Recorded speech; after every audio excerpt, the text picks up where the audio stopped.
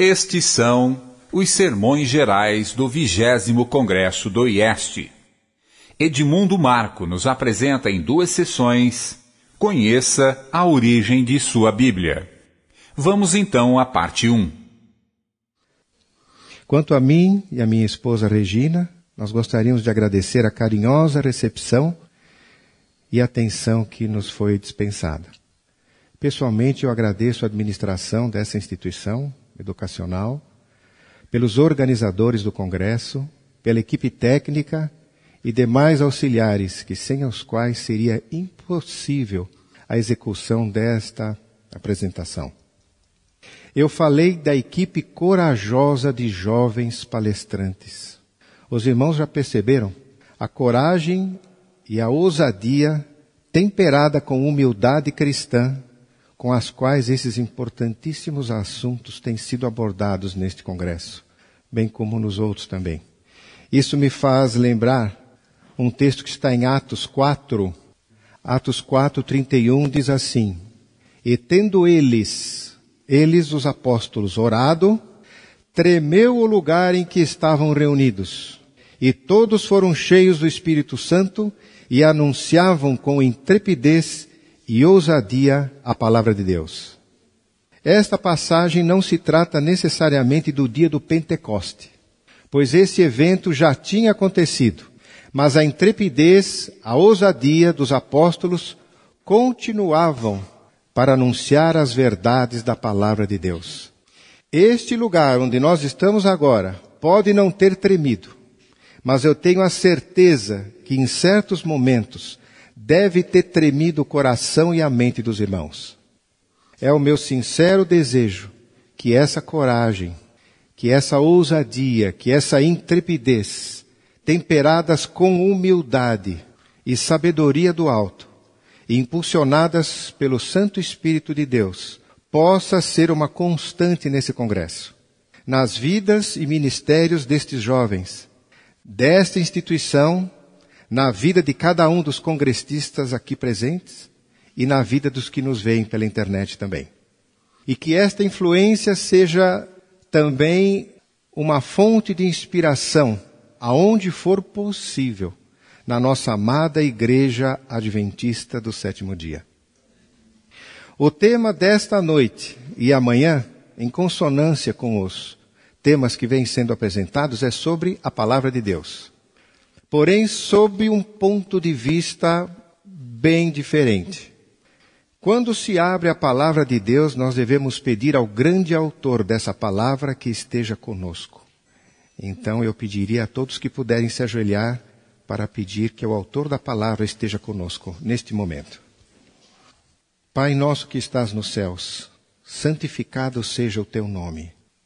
Agradecemos, Senhor, pela oportunidade de estarmos mais uma vez abrindo a Tua palavra. Pedimos, ó Pai, com todas as nossas forças neste momento, que aquele mesmo Espírito que inspirou os grandes autores da Tua palavra nos inspire agora, a mim ao falar e aos ouvintes a entender este delicadíssimo assunto. Só pela Tua ajuda, ó Pai, é que podemos conseguir isto. Em nome de Jesus e no poder dEle, te pedimos humildemente. Amém. Vamos ver alguns textos que colaboram com este estudo. João 8:31. Vamos ver então os textos que colaboram com este assunto. João 8:31. Dizia, pois, Jesus aos judeus que nele creram: Se vós permanecerdes na minha palavra, verdadeiramente sois meus. Muito bem.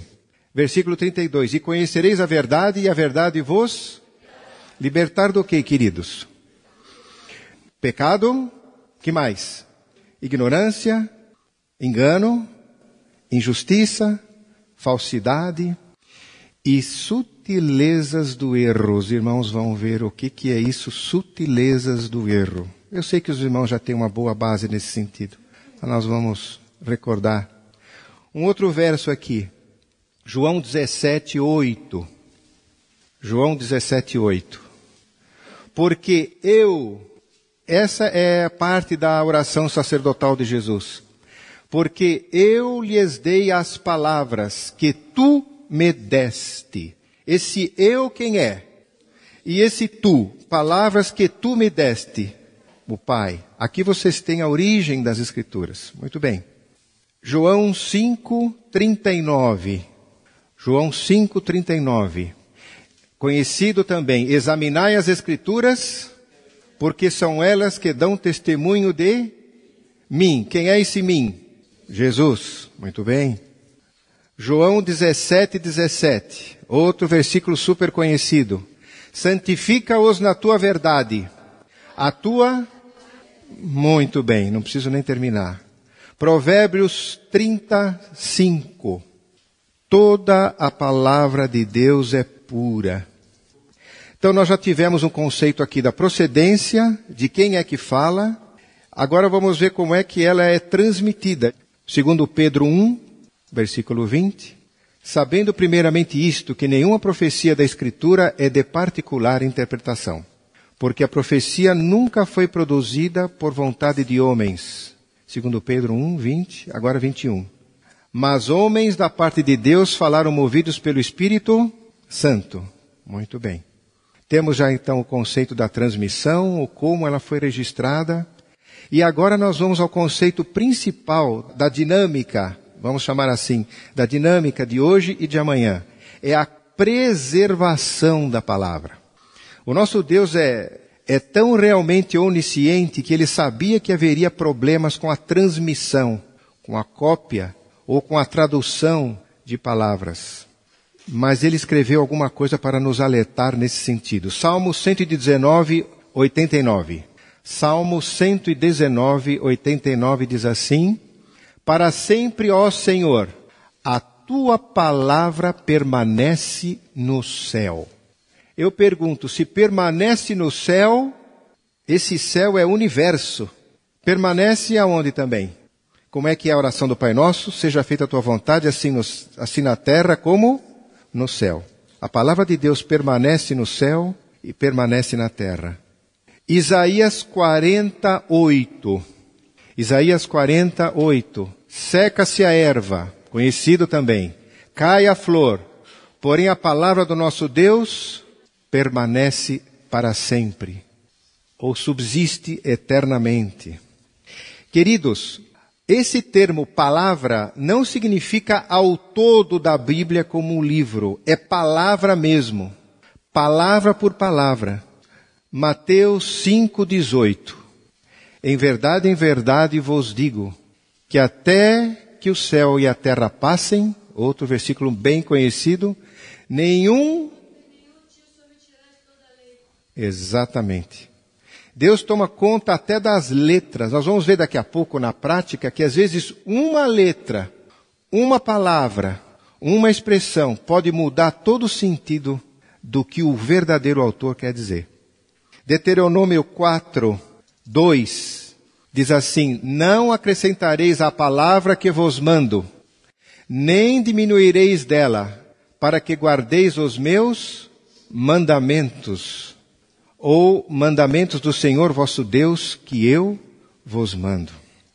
Essa história de palavras é muito importante, queridos. Lá em Apocalipse 20, versículos 12 e 15, fala de livros que existem no céu, correto?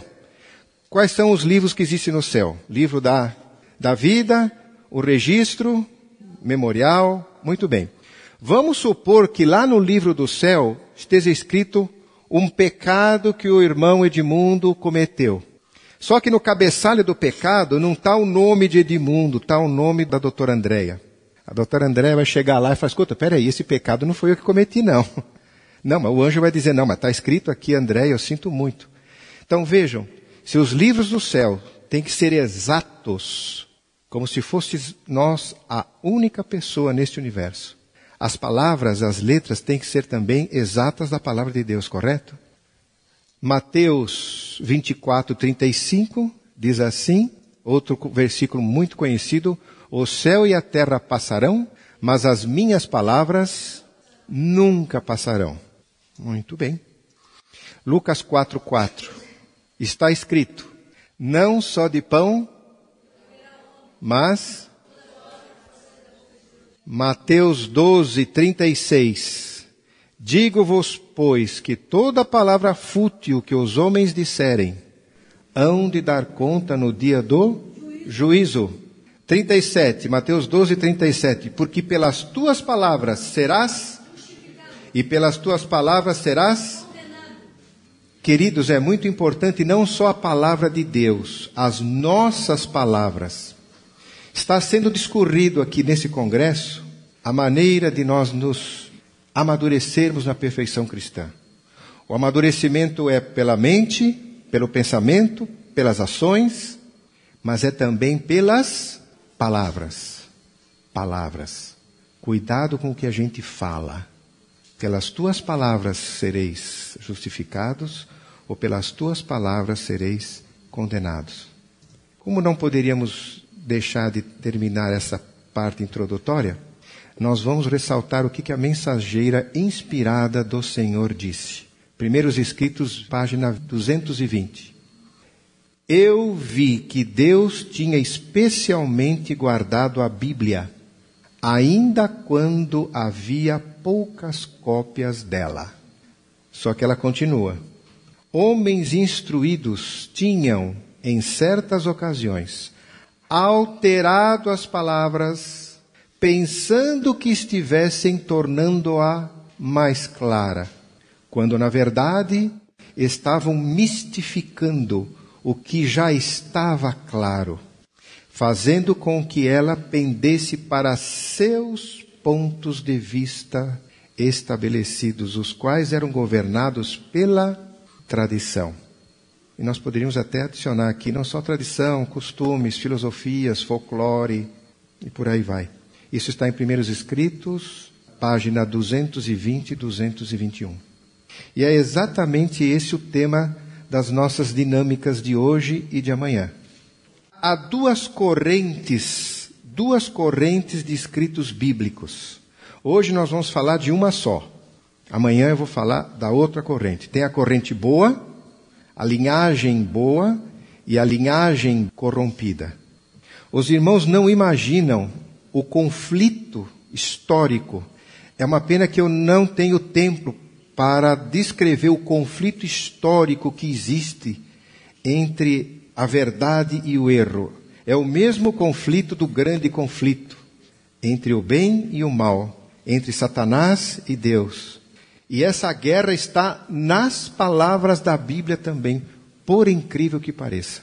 Não é só na política, não é só na igreja, não é só no comportamento, não é só no universo, está na Bíblia. Os irmãos não imaginam que é longa e tenebrosa essa história. De um lado, o lado bom, que eu vou rapidamente descrever agora, foi incansável coragem, persistência, ousadia, intrepidez e fidelidade das pessoas que conservaram e traduziram os escritos originais. Do outro lado, havia interesses políticos, fraudes, mentiras, traições, omissões, subornos, dialéticas persuasivas, subversões, guerras, perseguições e morte. Muitos detalhes que eu ia mencionar aqui, os nossos queridos palestrantes já estão falando, então eu vou pular muitos detalhes que já fazem parte das palestras deles. Bom, não existe nenhum original dos escritos bíblicos no dia de hoje, nos dias de hoje. Não existe nenhum original, todos já se consumiram. Então nós temos 3 níveis de escritos bíblicos. Eu vou falar bem sucintamente, porque o tema principal não é tanto esse histórico. É chegar na Bíblia de vocês, que vocês têm aí agora. Mas o primeiro nível são os escritos originais. Velho Testamento, escrito em que língua? Novo Testamento, escrito em que língua? Grego e um pouquinho de aramaico. Tinha um pouco de aramaico também no Velho Testamento, mas muito pouco. Tem uma parte das escrituras sagradas, nós lemos há pouco que toda a escritura foi inspirada. Tem uma parte na Bíblia que não foi inspirada. Qual foi? Por quê? Foi escrita pelo dedo do próprio Deus. Todo o restante foi inspirado. Muito bem. A Bíblia começou a ser escrita na segunda metade do primeiro século. Jesus já estava assunto ao céu, os discípulos ainda permaneceram, e eles então disseminaram o Evangelho, escrevendo cartas, pregações, os irmãos já sabem. O último discípulo que faleceu foi João, de morte natural. Todos os outros, segundo a história, foram martirizados em vários lugares. Eu acredito que o próprio apóstolo João, que deve ter morrido por volta do ano 100, deve ter ajudado a coletar os escritos do Novo Testamento, porque o Velho Testamento já estava coletado pelo próprio povo hebreu. Nós devemos ser gratos a esse povo hebreu, porque eles conservaram o Velho Testamento de uma forma muito boa. Houve depois variações que não quero entrar em detalhes agora. Atualmente existem mais ou menos 5.321 manuscritos parciais, fragmentos ou totais do Novo Testamento espalhados em museus do mundo inteiro. Entende-se que esses manuscritos foram fidedignos, são cópias, todas cópias. É como eu disse, os originais não existem mais, mas existem cópias fiéis. Essas cópias foram feitas de uma maneira muito criteriosa, principalmente do Velho Testamento. O Novo Testamento haveria alguns errinhos, mas como as cópias eram muitas, uma corrigia a outra. Então, juntando e analisando esses manuscritos, nós temos a possibilidade de ter uma Bíblia 99% correta ao texto original. Esses manuscritos, cópias, por enquanto cópias, foram chamados, primeiramente, escritos orientais. As boas cópias. Existem as más cópias. Hoje eu vou falar um pouquinho só das boas cópias, rapidamente. Manuscritos orientais ou textos majoritários, ou mais tarde recebeu o nome de textos receptos. Essa linhagem de cópias fidedignas tem basicamente uma cidade chamada Antioquia. Quando Jerusalém foi invadida no ano 70, os cristãos que ouviram as palavras de Jesus e conseguiram sair da cidade, fugir, a maioria deles foi para Antioquia. Lá em Atos 11, 26, os irmãos poderão ver que os judeus conversos ao cristianismo, eles primeiramente eram judeus conversos. Depois os gentios em massa começaram a entrar também. Havia muitos gentios aí também. Mas em Atos 11, 23, os cidadãos de Antioquia foram pela primeira vez, pelo menos, chamados de cristãos. O tempo foi passando, o grupo ali reunido. No ano de 150, foram feitas agora a primeira tradução. Agora vem o terceiro nível. Primeiro nível, escritos originais. Segundo nível, cópias dos escritos originais. Terceiro nível, traduções. O número de interessados pela Bíblia começou a aumentar e eles quiseram, então, traduções nas suas próprias línguas. No ano 150, então, foi feita uma tradução para o aramaico todo, que era a língua mais corrente do povo judeu na época. Essa Bíblia correu praticamente o Oriente todo. Em 157, houve uma outra tradução para o latim. Para o Oriente, foram enviadas essas Bíblias, a Peshitta, que chamava para o aramaico, para o Oriente. Só que o apóstolo Paulo, Barnabé e outros foram para o Ocidente, para a Grécia, para Roma, e aí os outros missionários se encarregaram de levar ainda avante essa mensagem. Então, foi necessário uma tradução para o latim. Por que o latim? Porque era uma língua oficial do império que dominava na época. Qual era o império? Romano. Muito bem. Então, 157, houve uma tradução, boa tradução para o latim. Essa tradução para o latim foi justamente a que inspirou as demais versões que eu vou enumerar aqui agora. Antes dessa enumeração, eu quero citar um nome de um cidadão aqui, cristão, muito inteligente, versado em línguas, morava em Antioquia, Antioquia já havia grupos que guardavam os verdadeiros escritos, as verdadeiras cópias. O nome dele só tem um nome, Luciano. Luciano viveu do ano 150 a 312. Foi um dos principais fundadores da escola de Antioquia e considerado o compilador do texto. Na época, texto majoritário, que mais tarde se chamou Textus Receptus. Muito bem. Baseado nisso, com o evangelho se espalhando pela Europa, em 330, alguém fez a Bíblia gótica. Em 433, baseado nesse latim sediado em Antioquia, não é? Bíblia gótica no ano de 330, a Bíblia armênia em 433, uma Bíblia palestina, são traduções, no ano 450. Aí houve a escura época espiritual e política. E as cópias eram poucas, mas os valorosos valdenses, hugnotes, albigenses e esse pessoal que os irmãos já conhecem, guardaram essas cópias com muito carinho, ou fragmentos delas da palavra de Deus. São cópias muito boas.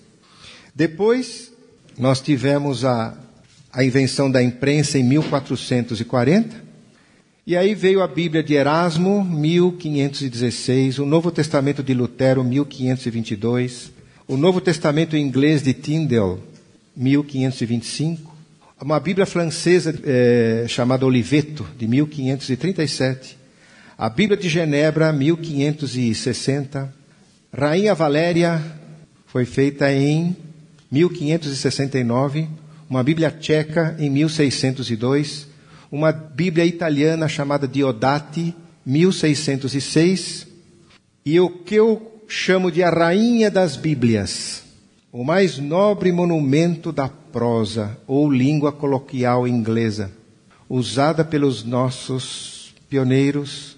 A irmã White também tinha uma cópia dela.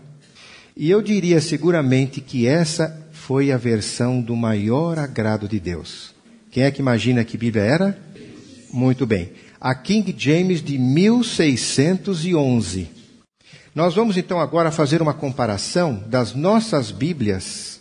Eu já vou contar a história, como é que chegou na língua portuguesa. Mas antes disso eu vou precisar de uns colaboradores aqui. Mariana, por favor, senta aqui nessa cadeira. Você está com a Bíblia fiel. Por favor. A doutora Andréia fica naquela última ali, que ela tem a nova versão internacional. Gabriela, você está com a Almeida Revista e Corrigida. Senta aqui do lado da Mariana, por favor. Número 1. Eu vou colocar aqui Almeida Fiel, AF. Número 1. Quem tem Almeida Fiel aí? Levanta a mão. Guardem. Número 1 é o Almeida Fiel. Número 2, Gabriela. Almeida Revista e Corrigida. Há alguma outra versão aí que não é a que nós dissemos aqui agora? Por favor, eu gostaria de alguém com boa leitura viesse aqui à frente e ocupasse o terceiro banco aqui com essa versão aí que os irmãos disseram. Almeida RA, Revista e Atualizada. É a segunda edição ou não está escrito nada? Tem uma que é Revista e Atualizada, segunda edição, que é uma outra edição, pode vir também. Quem é que tem só Almeida Atualizada, sem dizer a edição aí, na plateia? Tem alguém? Bom, Mauro, a sua é de segunda edição? Ah, essa é outra então, a edição contemporânea. Almeida Contemporânea. Tá ok. Essa vai ser a número 4. Eu quero uma Almeida Atualizada. Ninguém? Venha, querido. Muito bem, o Marco número 3 ali, banco 3, ok. Almeida Atualizada. É segunda edição ou não? Segunda edição, ok, eu vou colocar um 2 aqui. Esse processo é muito difícil para fazer por PowerPoint. Então eu estou um jeito aqui mais simples, mas vai fazer com que todos vocês vejam e anotem as alterações ou as correções que vamos fazer aqui. Ok? Todos aí munidos de lápis, caneta, papel. Fica a critério de vocês. Eu não vejo problema nenhum vocês fazerem alteração, quando for o caso, na própria Bíblia, ou no texto, ou no rodapé, ou num papel à parte. Tanto faz. O irmão disse que a Bíblia Viva. Então, por favor, vem aqui à frente, por gentileza, irmão. Número 5. Bíblia Viva, BV, número 5. Revista e atualizada. Só revista e atualizada? Por favor, vem aqui, branco 6. Mais alguma versão aí que nós não mencionamos ainda? Por favor, cadê a linguagem de hoje? Venha, por gentileza. Eu estava aguardando essa Bíblia aí também. Vamos lá. Número 7. Então é linguagem de hoje. Linguagem de hoje. Eu só estou esperando mais alguma Bíblia para colocar aqui. Jerusalém, por favor, Matos. Bíblia de Jerusalém. 8. Bíblia de Jerusalém. Vou botar um J aqui. E a doutora Andréia, a última é a 9. 9. Doutora Andréia, então é a nova versão internacional. Nova versão internacional. Ok. Antes da gente começar a dinâmica com todos vocês, eu vou contar um pouquinho só, rapidamente, da história do Almeida. Amanhã eu vou falar da corrente pervertida. Falamos um pouco da corrente boa, da boa origem. Amanhã nós vamos falar da má origem. Mas eu vou contar um pouquinho a respeito do nosso amado e querido João Ferreira de Almeida. Porque a maioria das Bíblias são dele aqui. O João Ferreira de Almeida nasceu em 1600, morreu em 1681. Ele era um menino prodígio para línguas. Incrível, acreditem ou não, aos 16 anos, ele traduziu a Bíblia para o português, aos 16 anos de idade apenas. Claro que ele levou anos para fazer isso, mas ele começou aos 16 anos de idade. O trabalho dele não foi aceito. A pessoa que pegou para revisar, jogou fora, ele teve que fazer de novo. Depois ele teve que fazer outra. Ele fez umas 3 ou 4.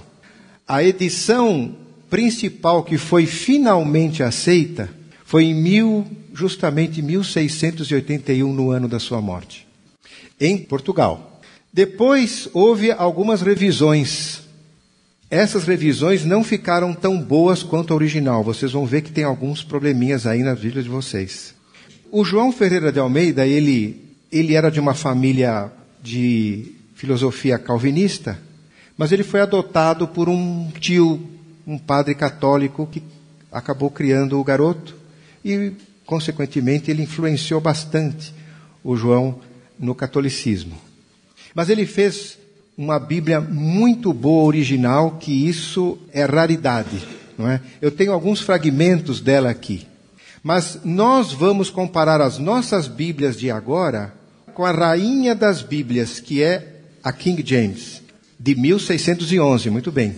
Que depois eu vou contar a história amanhã, que ela foi corrompida mais tarde. Como seria bom nós termos uma tradução da King James para o português diretamente. Porque o João Ferreira de Almeida baseou-se em 3 Bíblias. Ele se baseou em 2 Bíblias boas e uma ruim. A Bíblia boa foi a Rainha Valéria, em espanhol, de 1569, a Diodati Italiana, de 1606, mas ele teve a infelicidade de pegar uma Bíblia francesa corrompida, chamada Bíblia de Beza. Essa Bíblia de Beza foi editada em 1604. Eu vou relacionar amanhã. Muito bem. Vamos então agora ver quais os textos, todo mundo agora com as suas Bíblias abertas. Nós vamos começar pelos livros que estamos aprendendo em profundidade esta semana aqui no Congresso. Muito bem? Romanos. Vamos começar com Romanos. Abram lá, Romanos 5:12. Romanos 5:12. Mariana, pode ler o texto, faz favor. Portanto, como por um homem entrou o pecado no mundo, e pelo pecado a morte, assim também a morte passou a todos os homens, por isso que todos pecaram. O meu é igual ao da Mariana. Não, igual em qual palavra? Em todas. Tem por isso? A palavra-chave aí é o por isso. Por isso. É por isso? 3. Portanto, assim como por um só homem entrou o pecado no mundo, e pelo pecado a morte, assim também a morte passou a todos os homens, porque todos pecaram. Por que todos pecaram? Isso. Tá certo. Olha só, por isso e por quê. São duas palavrinhas semelhantes, mas tem uma profunda diferença. Mauro. Pelo que, como por um homem entrou o pecado no mundo, e pelo pecado a morte, assim também a morte passou a todos os homens, porque todos pecaram. Por que todos pecaram? Ótimo. Muito bem. Bíblia Viva, 5. Quando o pecado entrou no mundo por meio de um homem, o pecado entrou na raça humana inteira. O pecado dele trouxe consigo a morte a todos os homens, porque todos pecaram. Por que todos pecaram? Muito bem. 6. Porque todos pecaram. Por quê? Sim. Por que todos pecaram? Muito bem. Bíblia 7. É a Bíblia, linguagem de hoje, não é? Porque todos pecaram também. Por que todos pecaram? Ótimo. 7, Jerusalém. O final tem porque todos pecaram. Por que todos pecaram? Certo? Nova versão internacional, doutora Andréia. Porque todos pecaram. Por quê? Também. Muito bem, pergunta.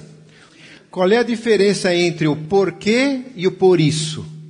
Por um homem entrou o pecado no mundo, e pelo pecado a morte, por isso, ou seja, por causa do pecado de Adão, ele arrastou o pecado para toda a raça humana. Certo ou errado? Errado. Por isso, quer dizer, pelo pecado de Adão, o pecado passou a todos os homens. Foi assim? Não. O pecado é uma escolha. Então veja, por um homem entrou o pecado, e pelo pecado a morte, e a morte passou aos outros, porque os outros também pecaram.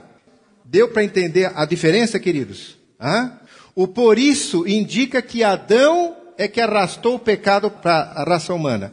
Ele não arrastou, ele inaugurou, infelizmente, o pecado neste mundo. Mas cada um peca pela sua própria vontade. O por isso é pecado original. Isso não tem amparo bíblico. Agora, o porquê? Porque cada um pecou também. Aí sim a morte passou a cada um. Deu para entender, queridos? Já alteraram aí na Bíblia de vocês, ou pelo menos anotaram? Então as Bíblias perigosas aqui nesse verso foi o 1 e o 2. Vamos ver um outro verso. Está em Romanos também. Romanos 6:8. Romanos 6:8. Mariana. Ora, se já morremos com Cristo, cremos que também com Ele viveremos. É isso mesmo. A sua diz, já morremos. Gabriela? Igual. Já morremos? Ora, se já morremos com Cristo, cremos que também com Ele viveremos. Pode ser o próximo, por favor. Idem. Já morremos. Idem, já morremos. O 4, já morremos. 5, Bíblia Viva. E visto que morremos com Cristo, cremos que participaremos da sua vida nova. Esse morremos deve estar no tempo passado. Morremos, passado. Já morremos. O próximo. Ora, se já morremos com Cristo, cremos que também com Ele viveremos. O próximo. Mesma coisa. Se já morremos com Cristo, cremos que também viveremos com Ele. Essa é a Bíblia na linguagem de hoje? É. Ok, Jerusalém. Mas se morremos com Cristo, temos fé que também viveremos com Ele. Errado. O que mais? Doutora Andréa. Só não tem a palavra já também.